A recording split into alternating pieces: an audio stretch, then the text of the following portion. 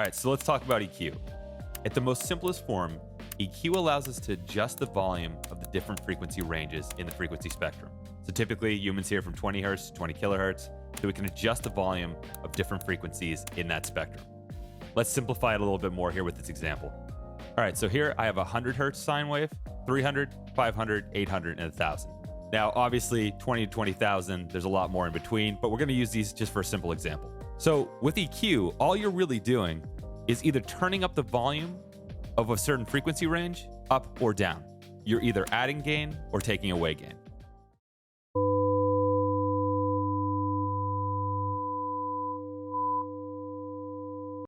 And then by doing so, you can see that tonally, that changes the sound we're hearing. All right, so let's dive deeper into EQ. So one of the first things I want to talk about is a shelving EQ. Now, this can be in a standalone plugin where there's only shelving, or it could be part of a bigger plugin here, like a parametric EQ.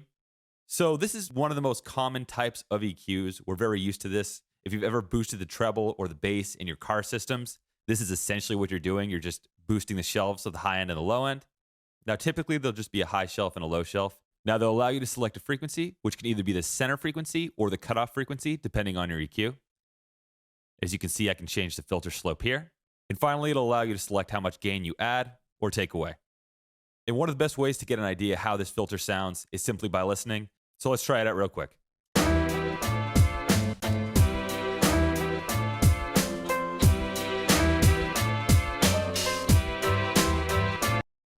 So as you can hear, by boosting the high shelf, it really opens up the mix, adds this clarity and this shine and sparkle.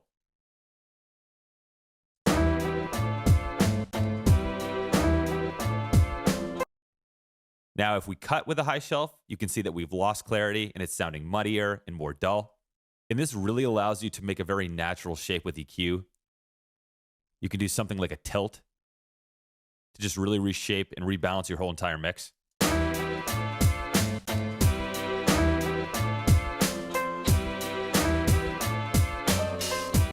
So shelving EQs are really, really nice and very simple to use.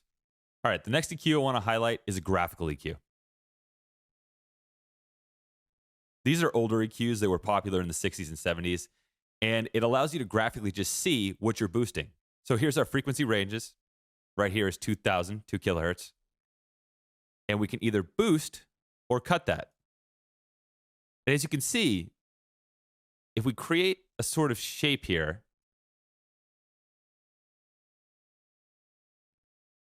you can graphically see that.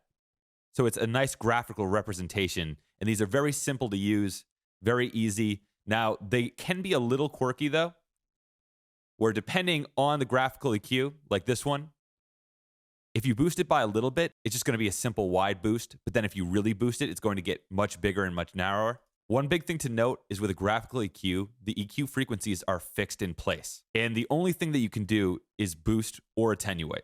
And as you can see with the graphical EQ, what we did on the graphic EQ is reflected in this curve analyzer. So it's a very visual type of EQ. You'll also see these graphical EQs used for a lot of live sound for notching out frequencies or feedback. They're just very simple and very straightforward. Let's hear how they sound.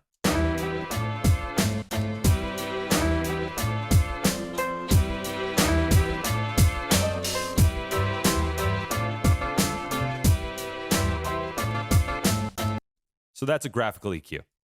All right, next I want to look at the parametric EQ. This is definitely one of the most common EQs, and it's very, very useful. So the parametric is usually what you'll see in most audio applications. It's very versatile. It gives you a nice visual representation. And it allows you to add many, many bands to work with. And you can see that you can adjust and drag the bands around, adjust the width.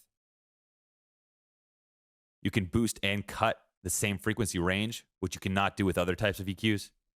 Another useful feature about this is you can select multiple filter shapes, so you're not limited. You have bells, low pass, high pass. So let's talk about the shapes real quick. So the names are very confusing, but a high pass filter will allow the highs to pass through while cutting out the lows. But for me, I just prefer calling this a low cut filter. So you can see this is just going to filter out the low end. And then for a low pass filter, it's going to let the lows pass through and cut out the highs. But I prefer to just call this a high cut. Then we have our standard bell shape because it looks like a bell. And with the bell shape, it's very straightforward where you have your gain, you can boost or cut, select your frequency, and then you have the Q, which is essentially just the bandwidth, how wide or how narrow the boost or cut is. And what's great about these is you can get very, very surgical to notch out annoying frequencies, or you can do very broad boosts for a nice tonal change. Now with parametric EQs, they are very surgical and very digital sounding typically, so they're not often the choice for doing additive EQ where you're boosting. We'll talk about additive and subtractive EQ in a little bit. Basically, they're good for very surgical, simple tasks, but if you want to add a certain color or vibe to a sound, I wouldn't necessarily use a parametric EQ, but there's no right or wrongs. If it sounds good, it is good. Now, they also open up a lot of many other possibilities. Another thing you can do is boost the left or right channels individually. So right here, we're hearing the left. Here's the right.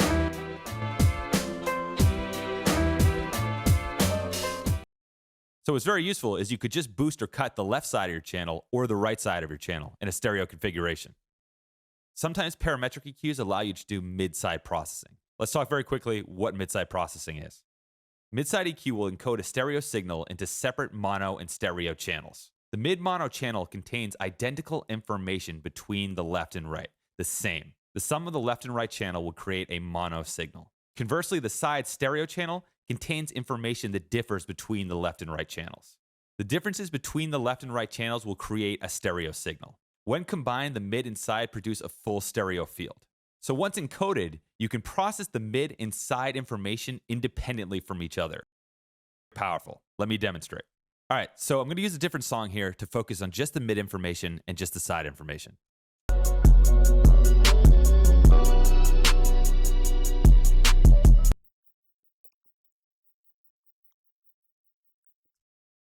So where mid-side can be useful, though I don't really use this very often, is it can be a useful processing feature to make something feel wider or more narrow. So for instance, on the sides here, I could filter out some of the low end because typically low end is very mono-focused, and then I could boost the highs on the sides to really give it a little natural width and sparkle and open up the mix.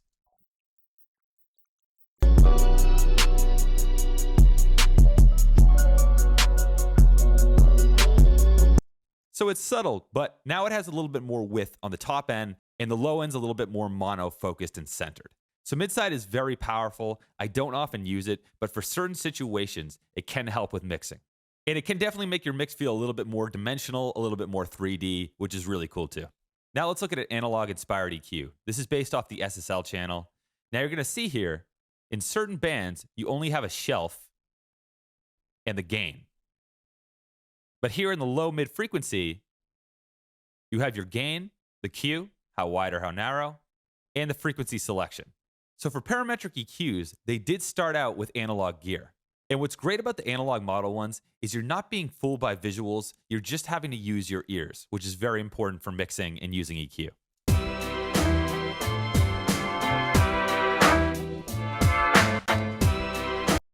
And again, why this is so important is when we mix with our eyes, we can often get lost in that and forget that we're just trying to listen to the sound and focus on that. So sometimes visual representations can be great, but we got to be careful not to use them too much. EQ is definitely something that should be done with your ears, not your eyes. All right, now we have to tackle a very advanced concept. When you boost or cut on an EQ, you're actually affecting the phase of that frequency range. So we can think of phase as almost like a little slapback delay. You know how there might be latency in your headphones sometimes when you hear a little slapback delay? When you're boosting or cutting at a frequency range, you're delaying the time of that signal in comparison to the rest of your signal. It's just a natural function of EQ. And basically, this isn't necessarily something to be scared about. In fact, the tonal difference that you're adding to the EQ is usually far greater than the phase discrepancy that you're adding by boosting or cutting. Now you can see that this basically is going to be affected by how much I boost or cut and how narrow the band is. Really, the only times it gets extreme is if you're doing very steep filter cuts. So as you can see, much more drastic. Now, really, this doesn't matter that much when you're mixing. There's only a few situations where phase really matters, and that can be with parallel processing, meaning that if you duplicate a signal, let's say you do a duplicate of your whole entire mix, and you want to thin it out, do a very big steep low cut, add some distortion, and blend that into parallel. Well, if you don't use what's known as a linear phase EQ, you might get phase discrepancy and it might cancel out some frequencies and actually hurt your mix, potentially. Another thing is with multi-mic'd instruments like drum sets where you have multiple microphones on one sound source, if you're doing extreme filter cuts, you may change the phase relationship between those microphones, and that could potentially hurt your signal in the mix. So we have what's known as a linear phase EQ, which will actually delay all the frequency bands at the same time, so there is no phase discrepancy whatsoever. But this does come at the cost of more CPU processing and what's known as pre-ringing. It almost sounds like a reverse sweeping sound, so it can actually kind of mess with your transients, and you don't really hear this sound unless you really, really overdo it, but there is some downsides to using what's known as a linear phase EQ. So let me demonstrate that real quick.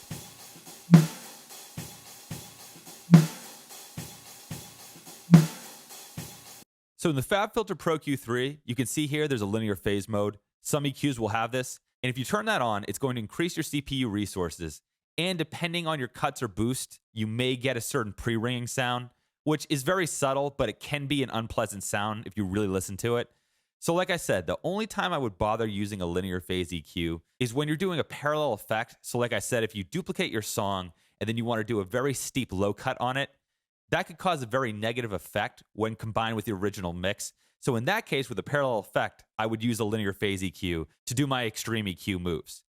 You could also do it on a drum set with multiple microphones on one sound source, but people have been doing this for years without linear phase, so I don't think it's really necessary. So linear phase can fix the phase discrepancies when you boost or cut on an EQ, but it's such a minimal thing, and I don't think it really matters. People have been using EQs for years without linear phase. This is only something that you can do in the digital realm anyways, so I would basically just stay away from linear phase EQ.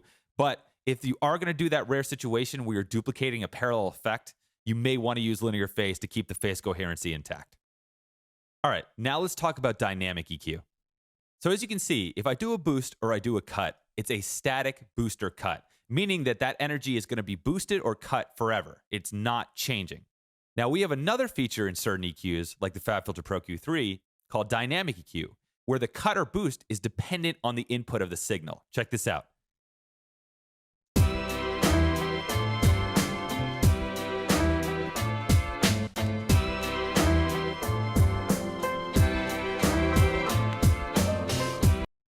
So you can see, if it doesn't cross the threshold, it's not going to engage. I'll bring the threshold down. And now it's engaging. So here's a very important little lesson. There is a time to use a static EQ and a time to use a dynamic EQ. Typically what I like to do is if I hear a problem in the frequency spectrum, maybe too much of a certain frequency or too much of a resonance, first I need to establish, is that problem going away or is it constant? If I hear a constant resonance in a sound, something that's not going away, you should use a static cut. Because if the energy is there forever, you should do a cut that's going to remain there forever as well. But if you hear an annoying issue, but it kind of comes in and out so it's not constant, then you should use a dynamic EQ that will only deal with the issue when it becomes too problematic or too much of a buildup of that frequency. Okay? So very important to remember that. Sometimes you should use a static cut. Sometimes you should use a dynamic cut, dependent on the situation. All right, now I want to talk about intelligent EQs. This is Gullfoss. This is one of the most advanced plugins on Earth, and you could think of this like an automatic EQ. So it'll listen to this signal and adapt 300 times per second and basically balance out the signal. Check this out.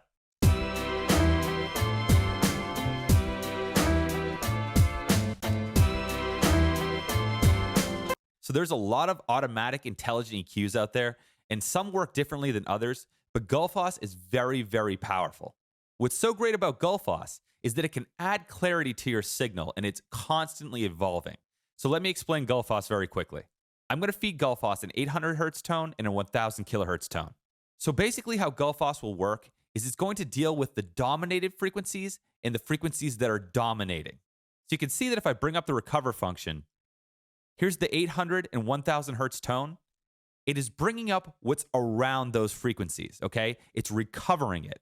So you can think of it like this. The 800 and 1000 hertz tone is dominating the rest of the frequency spectrum. You're bringing up those dominated areas to balance out the frequency spectrum and add some clarity back. Now with tame, you're going to notice it's a bit different. you can see that Gullfoss is actually taming those dominating frequencies. It's turning down the 800 and 1000 hertz tone, but also recovering what's around it. So basically, between these two modules, you can bring clarity to your sound, and whatever's getting masked within your frequency spectrum, you can help reshape that and rebalance that to bring clarity to your sound.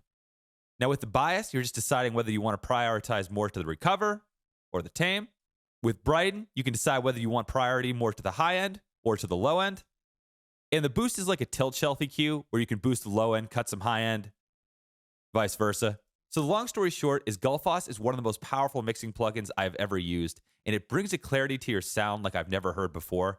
I would not use this on every sound, but this can sound incredible on a sound where you just want to add a little bit of clarity to it. It can even sound incredible on a whole entire mix. So like I said, I wouldn't use this all the time, but you can definitely check and see if it does something that you're missing. And usually what I'll do is just add a little bit of recover and tame like so.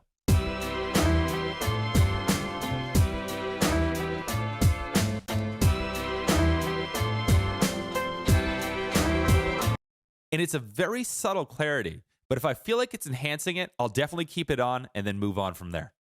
Now I want to highlight one other really cool thing, which is known as frequency tracking, where the EQ boost or cut will actually follow the frequency around.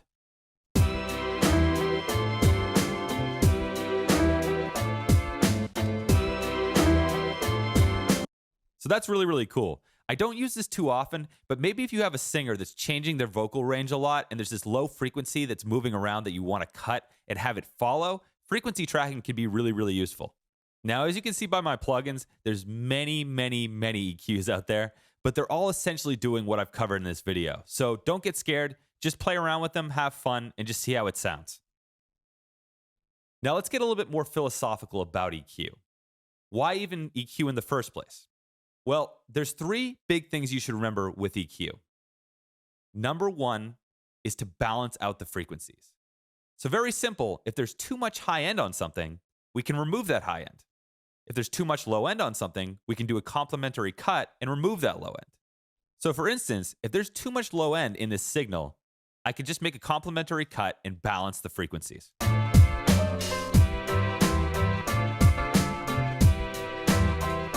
So really, that's all it is. You're just balancing the frequency spectrum. If there's too much or too little of something, you can either boost it or remove it. If there's too much energy, you can remove it. If there's too little energy, you can do additive EQ. So let's talk about subtractive and additive EQ. Additive EQ is where you boost, and subtractive is where you cut. So when you're balancing out the frequency spectrum, if there's too much of something, you can do subtractive EQ. If there's too little of something, you can do additive EQ and boost that energy back.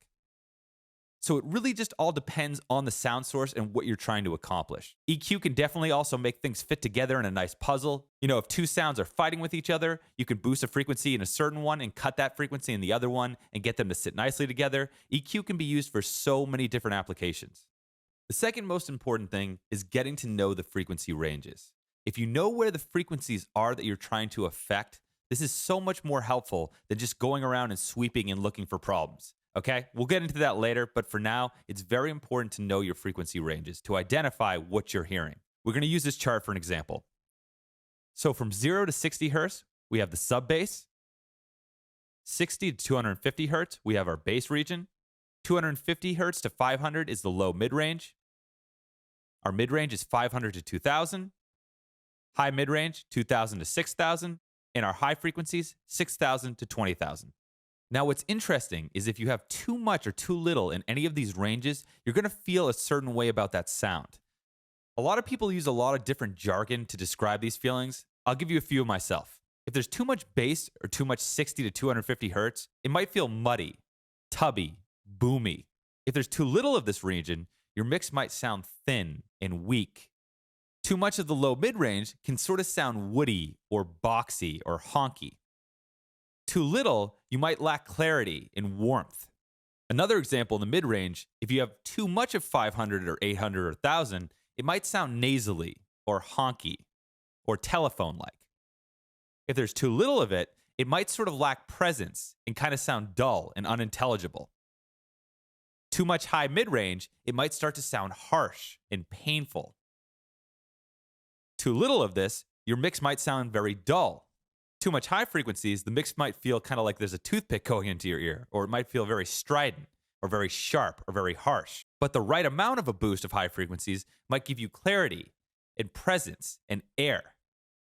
So you can see there's all this jargon to describe these frequency ranges, and it doesn't really matter what jargon you use, but whatever helps you think of these frequency ranges and pinpoint the issues, that's what matters the most.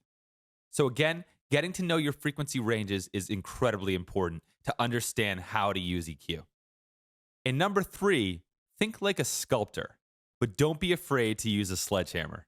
Let me explain that. So if you have a big piece of marble, right?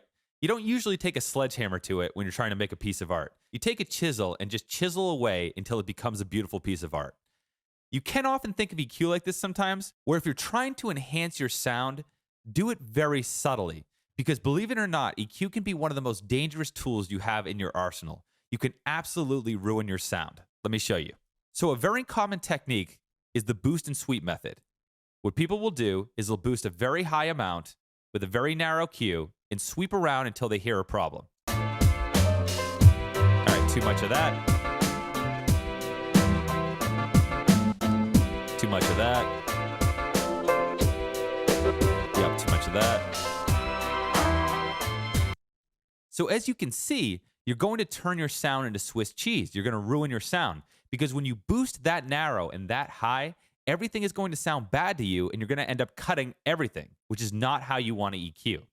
Now, I'm not saying you can't do the boost and sweep method, but be very careful. If you go looking for problems, you're going to make problems. So if you use this technique, I recommend you go very light with it. You can boost and sweep, listen for something that really pops out, and if it's not going away, you can do a static cut, or if it's only a problem every so often, do a dynamic cut. Alternatively, you could do a cut instead and sweep around with a cut and listen to the whole entire frequency spectrum and see if what you're doing is enhancing it. This is much harder, but some people prefer to work this way. Now, how I like to work personally is I like to listen to the sound and think about what I'm going to do before I do anything. So instead of boosting or cutting and sweeping around, I try to just listen to the sound as is, and if I hear a problem without boosting or cutting, then maybe that's worth inspecting. That's how I prefer to use EQ. So really when you use EQ, think about it like salt and pepper on a meal, right? You have a meal, it's really, really tasty, but it needs just a little bit of something, so you add a tiny bit of salt and pepper, and then it takes it to that next level, but use too much of it, and the whole meal is entirely ruined. I think EQ should be thought of this way, where be very careful with it and be very subtle with it. Only use it when you need to use it. Because a lot of the times, the most powerful tool you have is actually your volume fader. Because depending how loud or how quiet is the sound, that changes the way we perceive frequencies. That's very, very important. Remember that. That basically just by turning something up or turning it down, remember the Fletcher-Munson curves where maybe if there's too much low end in a sound, turn it down and then the lower frequencies will start to blend into the mix and the problem is solved. All right, so let's take this mix right here and let's do a little bit of EQing. I'm just going to listen to it first. I'm not going to go boosting, sweeping, and looking for problems. I'm going to listen first. They don't like our sweetest sound. Here's a spoonful of sugar. I bet you it help put the medicine down. Gary Poppins with the tricks. Wary Tyler with the fits. Super fragile lit. SBL doses. Dab with dose to doses. All right, so honestly, everything sounds really, really good. Instead of going on every little sound and adding an EQ and boosting and sweeping and looking for problems or trying to make things sound better, I should just realize that it sounds good as is, and I really don't need to do any EQ or maybe just a little bit on the vocals or maybe that sample. So let's try to play around with that sample.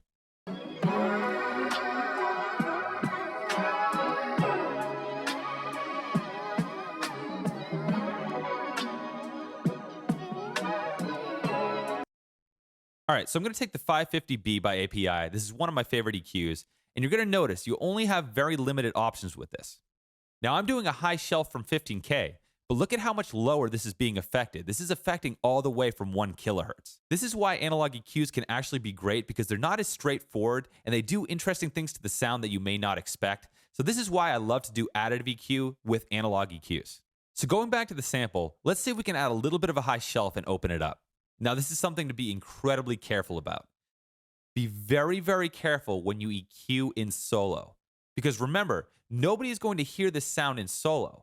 They're going to hear the whole mix. So when you're doing EQ, you should do it within the context of the whole entire mix, because what's very important about EQ is it can affect other things. Almost like whack-a-mole, where if you whack one mole, another mole is going to pop up. Let me explain that a bit more. It's very important. EQ has this certain yin and yang to it, where remember, if I cut the low end, I'm actually boosting the high end because now there's more of the high end. If I cut the high end, there's going to be more of the low end, okay? This yin and yang effect. If I boost the high end and the low end, I'm actually turning down the mid-range, okay? So there's definitely this yin and yang to EQ, and it's very powerful. Where, remember, if you EQ one element in your mix, it's going to affect the relationship now between all the other elements. So depending on what you do, you're going to want to do it in context to make sure it's working for the whole entire mix. So where you could use solo is if you're looking for a very tiny problematic frequency that you need to notch out, that's okay. But when you're doing these broad stroke moves, better to do it in context of your whole mix. Dad would dose the dosage. I think he did double the time. It's so deep when you look at my work. What I usually like to do is do an extreme booster cut and then dial it back. I want to hear what I'm doing first, and then I want to just add it to taste. Dad would dose the dosage. I think he did double the time. It's so deep when you look at my work. He taught me that, oh, what a guy. The way he was gripping. Now, another major concept we have to talk about. When you are boosting or cutting frequencies, you are changing the gain of your signal. So when I'm boosting this, I am turning up the gain of the signal. Now, this is one of the most important concepts I will ever teach you, is that loudness will always fool you. Louder will always sound better. This also goes to the Fletcher-Munson curves, that when we hear things at louder volumes, the frequencies tend to even out and we can feel the low end and the high end better. I can prove this very simple. What sounds better, this or this? Definitely the louder one, right? But the problem is, louder is always going to sound better, and this will not allow us to make informed mixing decisions. So one of the most important things you need to do is level match your processing. So regardless of what kind of processing you're adding to your signal, make sure that you turn the output up or down so that when you bypass the plugin, the volume is exactly the same to the best of your ability so that you know you're making the right decision and not being fooled by loudness. I cannot stress this enough. So if I'm going to boost by a significant amount of gain, I need to turn down the output and listen to where the level is even.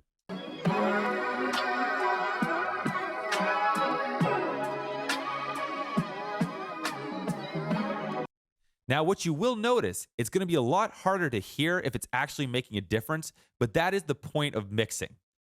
All right, so let's see if boosting this sample helps a little bit. Dad would dose the dosage. I think he did double the time. It's so deep when you look at my work.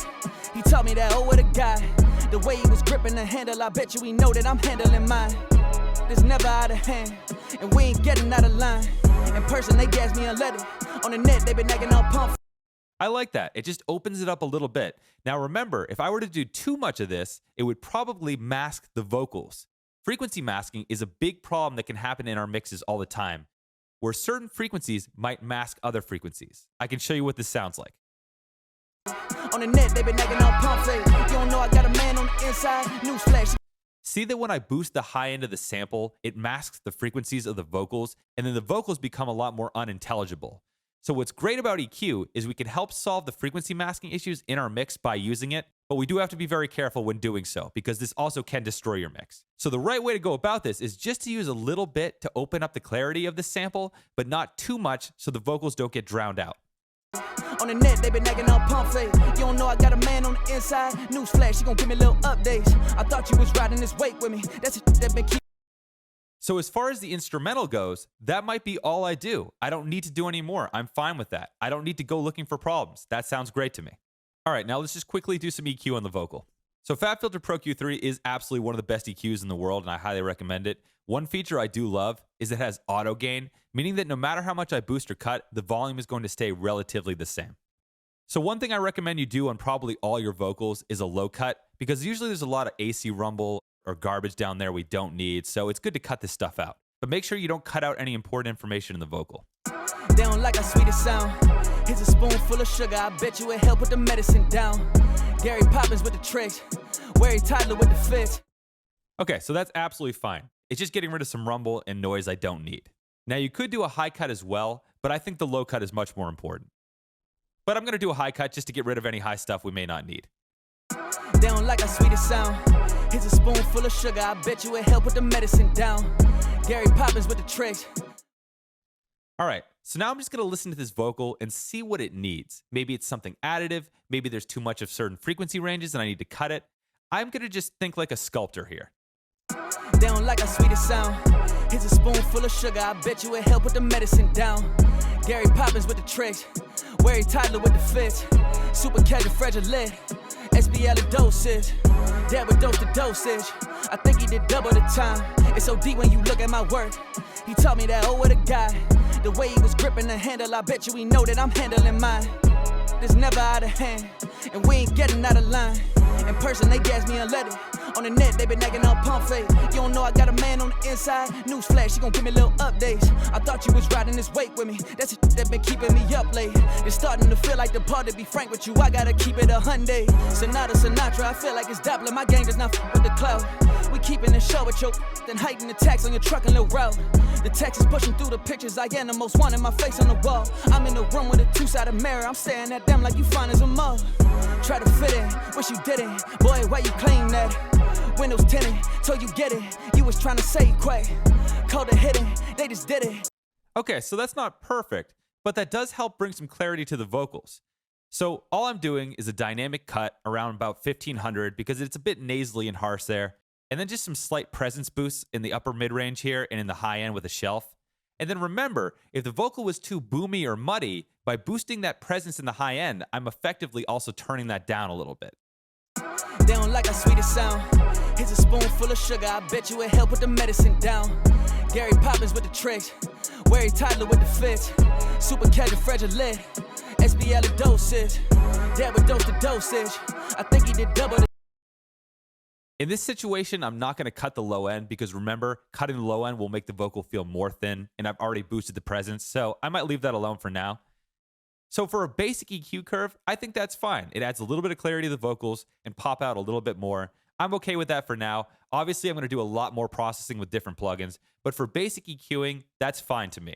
Now, one last point I want to make is that you should think like a sculptor, but don't be afraid sometimes to take a sledgehammer and just get the job done. They don't like our sweetest sound. Here's a spoonful of sugar, I bet you it help put the medicine down. Gary Poppins with the tricks. Wary toddler with the fits. Super casual fragile lit. SBL the dosage. Dad would dose the dosage. I think he did double the time. So you can see right there, I'm being much more aggressive where I'm really taming that low end, that boxiness, doing a nice high shelf, but also taming a little bit of sibilance as well and that harsh high end. So I'm being a lot more aggressive here. And if it works, it works. If it sounds good, it is good. That's all that matters. Sometimes you might want to take the sledgehammer and just do what you need to do, but just be very careful when you do it. That's the thing. So you can think like a sculptor and do very tiny moves to accentuate or tame things. Or if you're confident enough and you've been doing this long enough, you could take a sledgehammer and just do big, bold, aggressive moves to really get the sound you're going after. It all depends on the situation and your confidence. So this video could go on for a very, very long time. But for now, that should be a nice introduction EQ. And like I said, just be very careful using it. It's one of our most powerful tools and yet one of our most dangerous tools. Take care, everybody.